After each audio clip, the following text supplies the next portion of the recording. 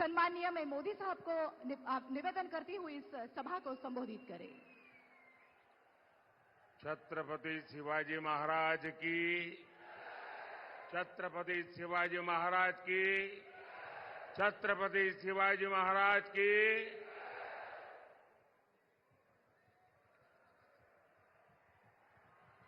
इथे मंचावर खासदार आहे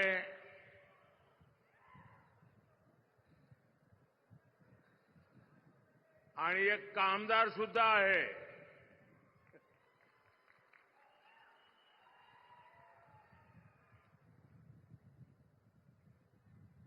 यहां बोलते हैं ना येलकोट येलकोट येलकोट येलकोट येलकोट येलकोट येलकोट येलकोट बालू मामाच्या नावाने, बालू मामाच्या नावाने। हर हर महादेव। मी महाराष्ट्राचे कुलदैवत विठोबा रखुमाई आणि माढेश्वरी देवी यांच्या चरणी नतमस्तक होतो। तुम्हा सर्वांनाही माझा प्रेमपूर्वक नमस्कार।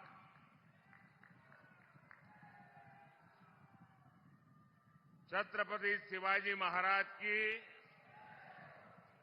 इस पवित्र भूमि को मैं श्रद्धापूर्वक नमन करता हूं। ये धरती संतों की है। वारकरी संप्रदाय,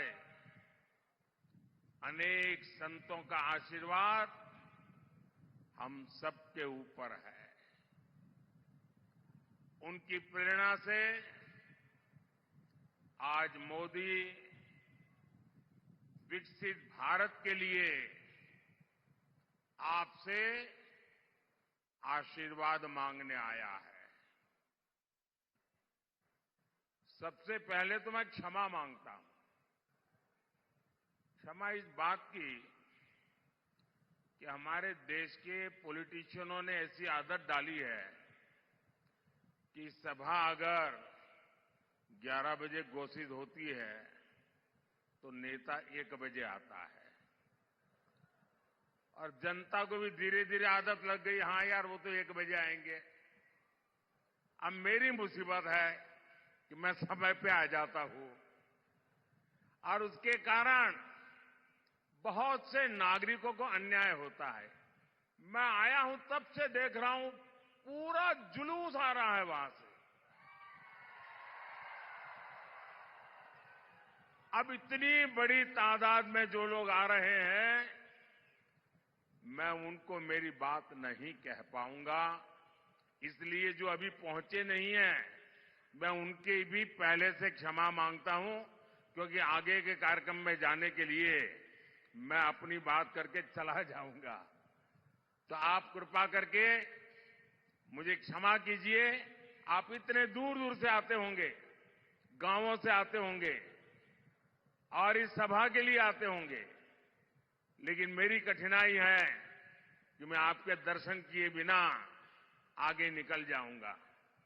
तो मैं क्षमा मांग करके मेरी बात शुरू करता हूं। लेकिन साथियों, ये जो हुजूम मैं देख रहा हूं, वहां धूप में भी इतने लोग खड़े हैं, ये प्यार, ये बहुत बड़ी ताकत होती है जी। इतनी बड़ी तादाद में माताएं बहनें आशीर्वाद देने आए। जीवन में इससे बड़ा सौभाग्य क्या होता है जी। पिछले 10 साल में आपने जब से मुझे काम दिया है, अपने शरीर का कण कण और समय का पल पल सिर्फ और सिर्फ नम्र भावपूर्वक आपकी सेवा में लगाया है।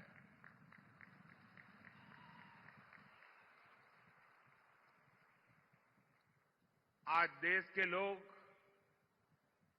महाराष्ट्र के लोग मोदी सरकार के 10 साल और कांग्रेस सरकार के 60 साल में अंतर देख रहे हैं। जो कांग्रेस 60 साल पंचायत से लेकर के पार्लियामेंट तक उन्हीं का राज था और किसी की आवाज ही नहीं थी, विपक्ष तो था ही नहीं और मीडिया भी बहुत छोटा था उस समय। लेकिन 60 साल में जो नहीं कर पाए, ये आपके सेवक ने 10 साल में करके दिखाया है।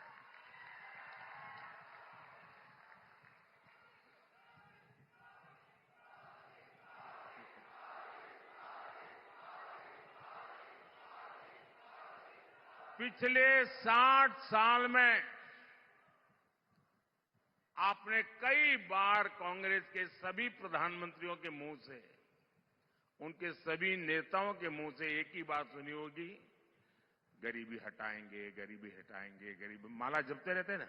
और हर चुनाव में गरीब गरीब गरीब गरीब गरीब गरीब गरीब गरीब गरीब गरीब गरीब गरीब गरीब यही माला जपते रहते थे। उससे आगे कुछ नहीं करते थे। आपके आशीर्वाद से, आपके सहयोग से और आपने मुझे जो कुछ भी शिक्षा दीक्षा दी है उसके कारण 10 साल में इस देश के 25 करोड़ लोगों को गरीबी से बाहर निकालने में हमें सफलता मिली है। भाइयों बहनों, आप मुझे बताइए, कोई अगर गरीबी से मुक्त होता है तो आपको अच्छा लगता है कि नहीं लगता है? कोई गरीब का भला हो तो आपको अच्छा लगता है कि नहीं लगता है? जरा माताएं बहनें बताएं, अच्छा लगता है कि नहीं लगता है? अच्छा लगता है। अगर किसी को गरीबी से बाहर निकालते हैं तो हमें पुण्य मिलता है कि नहीं मिलता है? पुण्य मिलता है कि नहीं मिलता है? ये 25 करोड़ लोग गरीबी से बाहर निकले तो इसका पुण्य किसको मिलेगा? इसका पुण्य किसको मिलेगा? इसका पुण्य किसको मिलेगा? इसका पुण्य किसको मिलेगा? इसका पुण्य किसको मिलेगा? मोदी को नहीं मिलेगा। ये जो 25 करोड़ गरीबी से बाहर आए हैं ना, वो जो आशीर्वाद दे रहे हैं, उस पुण्य के हकदार सिर्फ और सिर्फ आप लोग हैं, क्योंकि आपने वोट देकर मोदी को ये काम करने के लिए कहा था और इसलिए इस पुण्य के सच्चे अधिकारी आप हैं।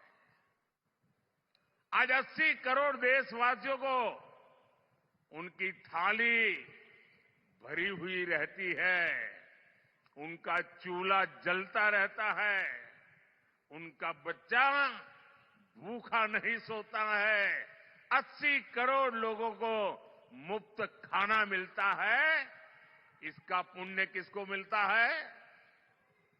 आपको मिलता है। आपने मोदी को वोट देकर के ये पुण्य कार्य करने के लिए भेजा है। साथियों, जब देश में मजबूत सरकार होती है तो उसका ध्यान वर्तमान के साथ ही भविष्य की योजनाओं पर भी होता है। यही सोचकर आज भाजपा सरकार रेल, रोड, एयरपोर्ट पर अभूतपूर्व खर्च कर रही है।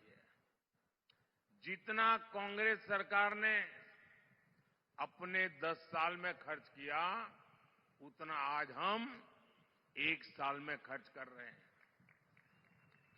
तभी तो आज आप हर तरफ आधुनिक इंफ्रास्ट्रक्चर देख रहे हैं। इसका सीधा लाभ भगवान विट्ठल की इस धरती को भी हो रहा है।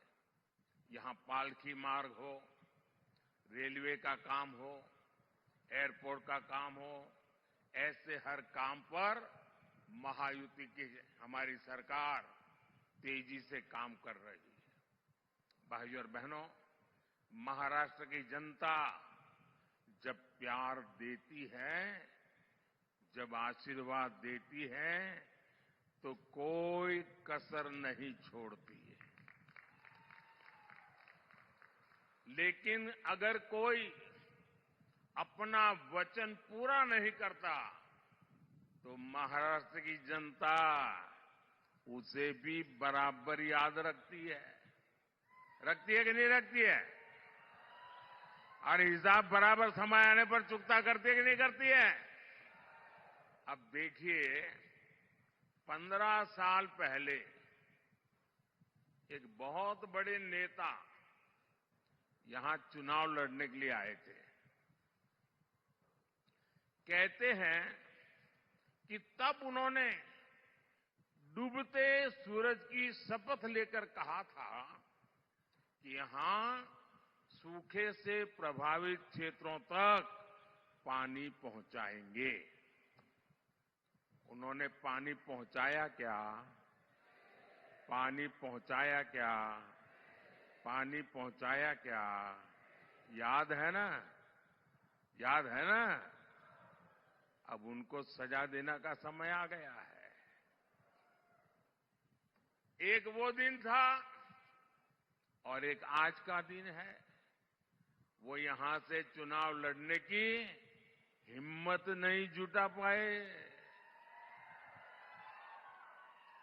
साथियों, विदर्भ हो, मराठवाड़ा हो, बूंद बूंद पानी के लिए तरसाने का ये पाप सालों साल से होता रहा है। कांग्रेस को 60 साल तक देश ने राज करने का हक दिया, काम करने का मौका दिया। 60 साल में दुनिया के अनेक देश पूरी तरह से बदल गए, लेकिन कांग्रेस किसानों के खेत तक पानी भी नहीं पहुंचा पाई। 2014 में देश में 99 सिंचाई योजना ऐसी थी, करीब 100 सिंचाई ऐसी योजनाएं थी जो कई कई दशकों से लटकी पड़ी थी। इसमें भी सबसे ज्यादा 26 परियोजनाएं महाराष्ट्र की थी।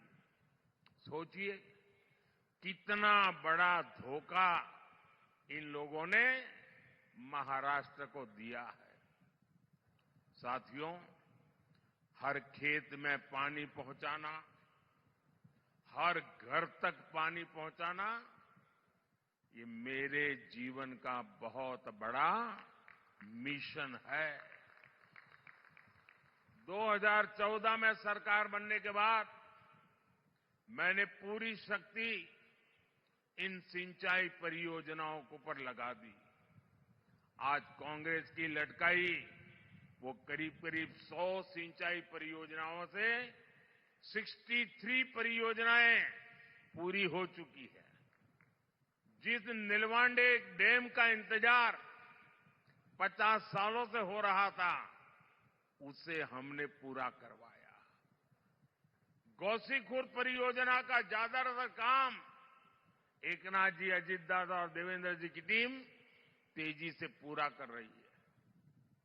हमारी सरकार 5 साल में ही 11 करोड़ से ज्यादा घरों तक नल से जल पहुंचा चुकी है। 10 साल में माइक्रो इरिगेशन का दायरा भी 2 गुने से अधिक बढ़ा है। इसका लाभ यहां केले की पैदावार से जुड़े किसानों को भी हो रहा है। साथियों, जब देश की आजादी के 75 साल हुए, इतना बड़ा उत्सव था, कोई और नेता होता तो क्या करता? कोई एक बड़ा स्तंभ खड़ा कर देता, उस पर अपना नाम लिखवा देता, कोई ऐसी चीज बना कर देगा खुद के नाम पर जड़ देता। लेकिन देश जब आजादी के 75 साल मना रहा था, तब मोदी को खुद के लिए कुछ करने का विचार नहीं आया, सरकार का नाम कमाने का विचार नहीं आया। तब मैंने संकल्प लिया था कि देश के हर जिले में 75 साल के निमित्त 75 अमृत सरोवर बनवाऊंगा। अमृत सरोवर अभियान के तहत अनेकों अमृत सरोवर देश के हर जिले में बने हैं। ये अमृत सरोवर मेरे दिमाग में मेरा किसान था, मेरे दिमाग में खेत था, मेरे दिमाग में सूखे खेतों को पानी पहुंचाने का एक संकल्प था। ये अमृत सरोवर आज की नहीं बल्कि आने वाली पीढ़ियों को भी बहुत काम आने वाले हैं। साथियों, ये हमारा महाराष्ट्र तो सहकारिता की धरती है। यहां के हमारे शुगर कोऑपरेटिव की किसानों को सशक्त करने में बहुत बड़ी भूमिका रही है। मोदी देश की पूरी ग्रामीण अर्थव्यवस्था में सहकारिता के दायरे को बढ़ाने के लिए प्रतिबद्ध है।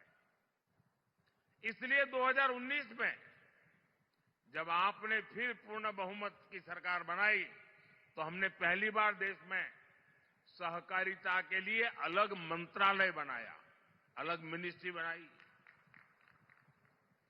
हमने देश भर में 10,000 किसान उत्पादक संघ एफपीओज बनाने का अभियान शुरू किया, जिसमें से 8,000 बन भी चुके हैं। यहां महाराष्ट्र में एफपीओ शानदार काम कर रहे हैं। ऑनलाइन बिक्री से लेकर एक्सपोर्ट तक यहां के हमारे किसान उत्पादक संघों का दायरा लगातार बढ़ रहा है। ये हमारी पीएसएस, उनको भी मजबूत किए जा रहा है। इनको सरकार की अनेक दूसरी योजनाओं की सेवाएं देने के लिए भी तैयार किया जा रहा है। आने वाले 5 वर्षों में सरकार का लक्ष्य 2 लाख सहकारी समितियां बनाने का है। साथियों, आप सभी जानते हैं कि जो छोटा किसान होता है उसके पास भंडारण की पर्याप्त सुविधा नहीं होती है, इसलिए उसे मजबूरी में कम दाम पर अपनी उपज बेचनी पड़ती है। अब हमने दुनिया की सबसे बड़ी अन्न भंडारण योजना पर काम शुरू किया है। इसकी जिम्मेदारी भी सहकारी संस्थाओं को दी गई है। इससे किसान को अपने हिसाब से उपज मार्केट में लाने का विकल्प मिलेगा। बीजेपी ने अपने संकल्प पत्र में प्याज, टमाटर और आलू किसानों की उपज की भी चिंता की है। आने वाले 5 साल में देश भर में विशेष स्टोरेज क्लस्टर बनाए जाएंगे। इसका बहुत बड़ा फायदा महाराष्ट्र के प्याज किसानों को होगा। साथियों, ये अगाड़ी वाले किसानों को लेकर के बड़ी बड़ी बातें आज करते हैं। 2014 से पहले जब इनकी सरकार थी तब क्या स्थिति थी, एक किसानों को याद दिलाना मेरा दायित्व है। और मैं यहां किसी की आलोचना करने नहीं आया।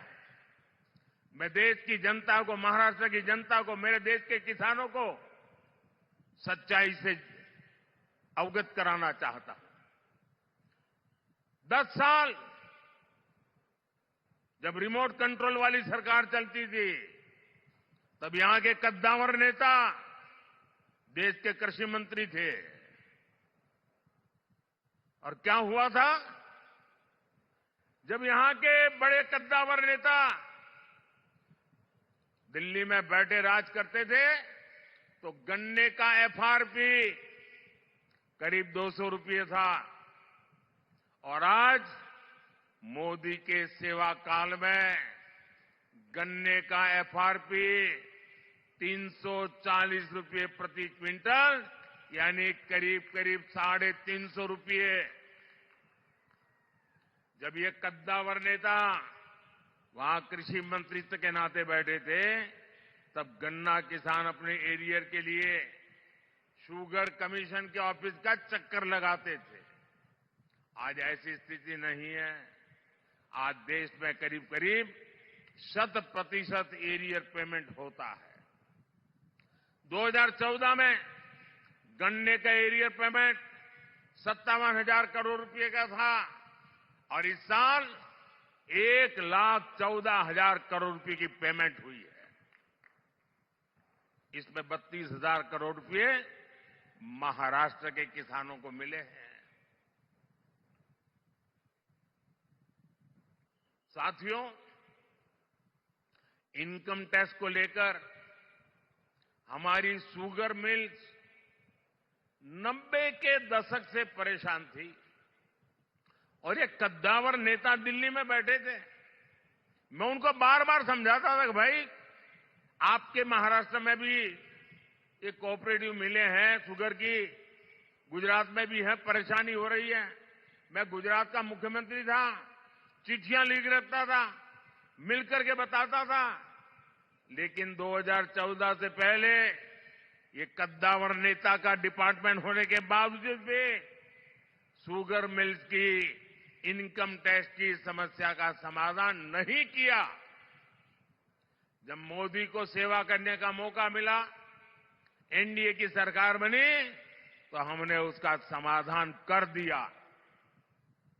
हमने कोऑपरेटिव शुगर मिलों को 10,000 करोड़ रुपए की राहत दी, यानी पुरानी इनकम टैक्स डिमांड माफ की, कानूनी मामलों का समाधान भी किया। इसका फायदा हमारे गन्ना किसानों को हुआ।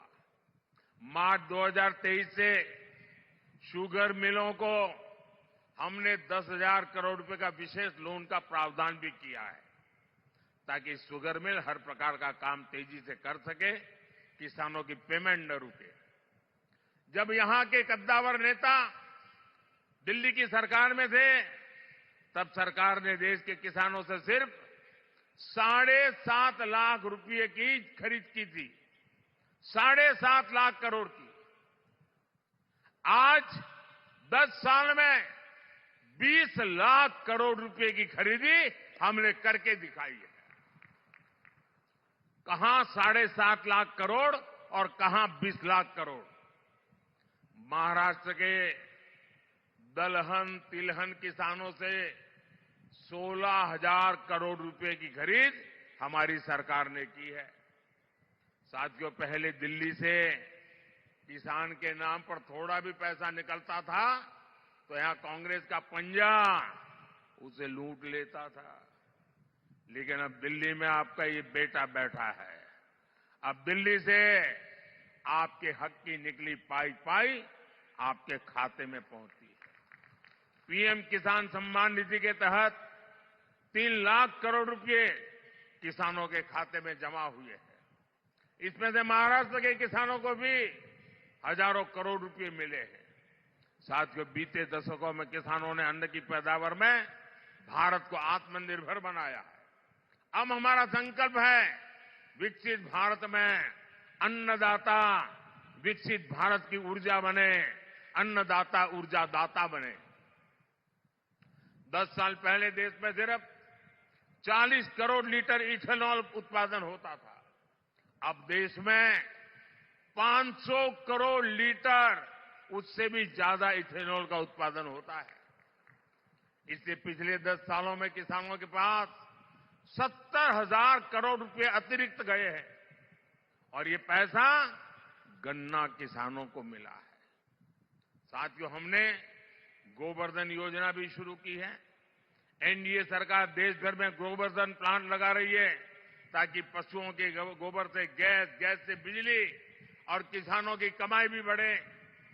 इसमें से जैविक खाद पैदा हो, ताकि हमारी जमीन के लिए काम आ जाए और कम कीमत में उपलब्ध हो। साथियों, किसानों को सौर ऊर्जा दाता बनाने पर भी हम काम कर रहे हैं।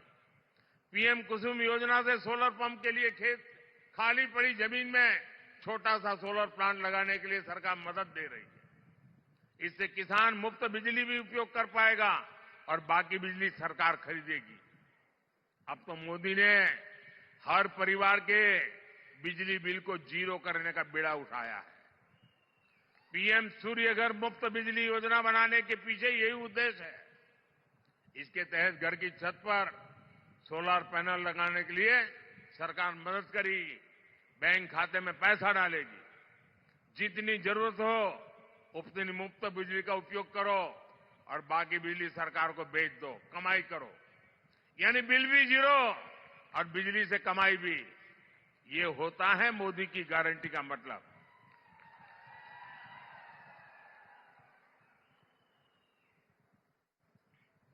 भाइयों बहनों, विकसित भारत बनाने में देश की नारी शक्ति की बहुत बड़ी भूमिका है।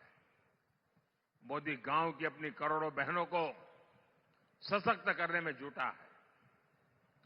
10 वर्ष में हमने 10 करोड़ बहनों को स्वयं सहायता समूहों से जोड़ा है। आज ये बहनें गांव की अर्थव्यवस्था को गति दे रही है। हमारे प्रयासों से कुछ समय के भीतर 1 करोड़ बहनें लखपति दीदी बनी है। आंकड़ा बहुत बड़ा है। 1 करोड़ बहनें मेहनत करके, कमाई करके लखपति दीदी बनी है। और अब मोदी ने गारंटी दी है कि मैं 3 करोड़ बहनों को लखपति दीदी बनाऊंगा। और तभी तो हिंदुस्तान कोने कोने से हर मां, हर बहन, हर बेटी एक ही बात कह रही है, फिर एक बार, फिर एक बार, फिर एक बार। भाइयों और बहनों, भाजपा के इन प्रयासों के बीच आपको कांग्रेस की एक्सरे मशीन के सावधान रहना है। कांग्रेस के नेता, कांग्रेस के साहजादे गली गली में घूम करके कह रहे हैं कि उनको मौका मिलेगा तो वो आपका एक्सरे निकालेंगे। आपके लॉकर में क्या पड़ा है, आपके बैंक में क्या खाते में पड़ा है, आपके घर में कितना सोना पड़ा है, कितने पैसे पड़े हैं, ये सारा उसका हिसाब किताब लगाएंगे। और फिर कहते हैं वो हम बांट देंगे, ज्यादा जो है ले लेकर के बांट देंगे। इतना ही नहीं, वो एक ऐसे टैक्स की बात कर रहे हैं। आज आप हर मां बाप मेहनत करके कुछ न कुछ बचत करता है, अपनी जरूरत को कम करके बचत करता है, क्योंकि उसके मन में रहता है कि मरने के बाद बच्चों को कुछ दे करके जाऊं, अपने संतानों को कुछ दे करके जाऊं।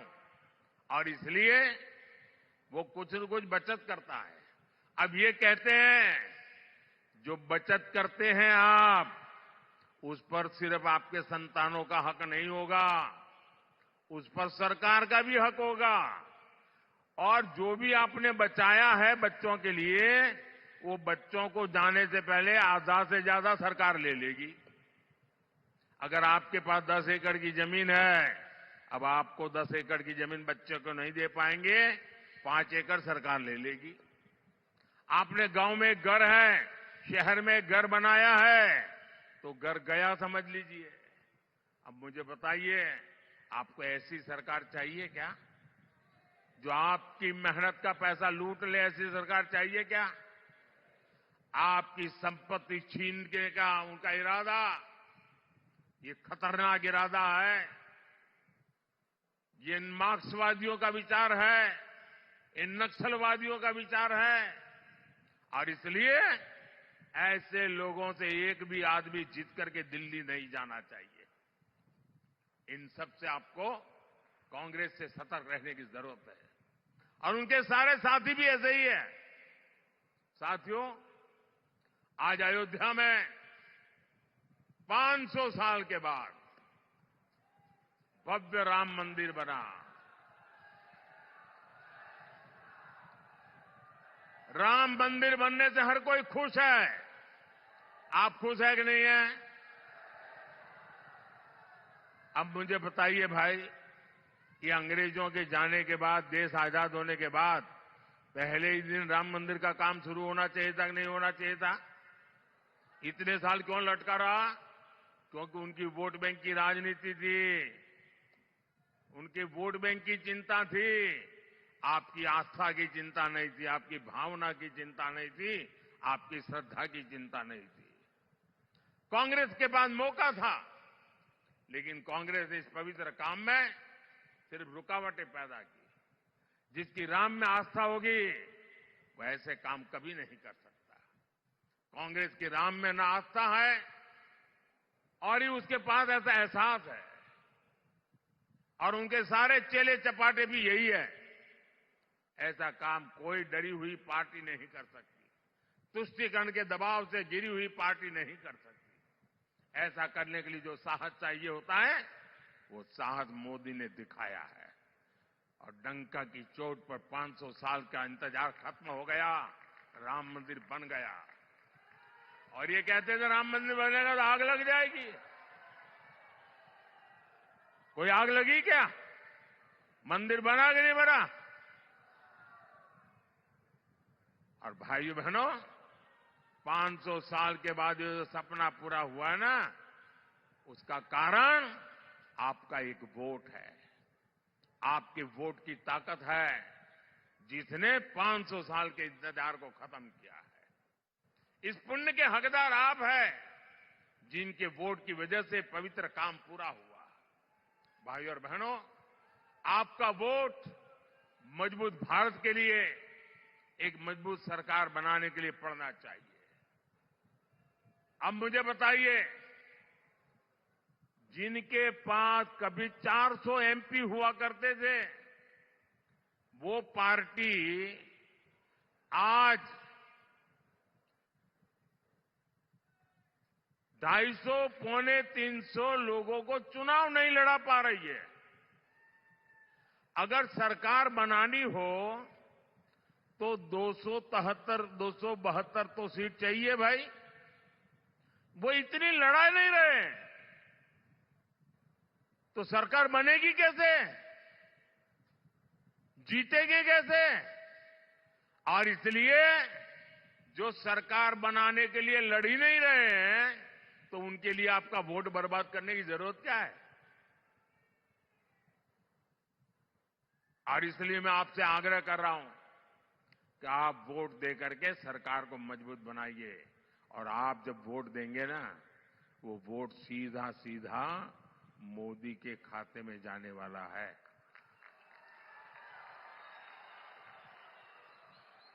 7 मई को गर्मी कितनी ही क्यों न हो, पहले मतदान फिर जलपान। मतदान किए बिना जलपान नहीं करेंगे, ये हमें संकल्प करना है।